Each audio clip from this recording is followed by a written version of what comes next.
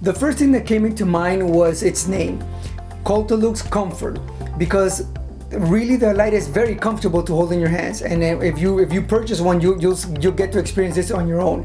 When I compare it to other curing units that I have in the office, this is a lot lighter, very easy to handle, very easy to even take into the mouth. So I think that the name that they gave the light really stands out because it really matches what you're getting when you buy this product.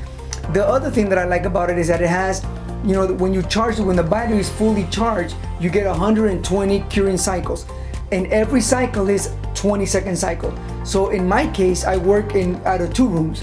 So I go back and forth with the same light. I don't have to think about recharging because I know that I'm gonna get a lot of curing cycles. I can get a lot of 20-second curing cycles from this light. And then the third thing that I like about it is very nice and modern charging station, which is an inductive charging, which is really good because it doesn't allow the battery to corrode, and I think that is a main problem that we may have with other curing units. This one doesn't have that issue at all. But most importantly, I like that it has this blue LED lights. They turn it on and off. They blink when the battery is actually charging, and then they stop blinking when the battery is fully charged.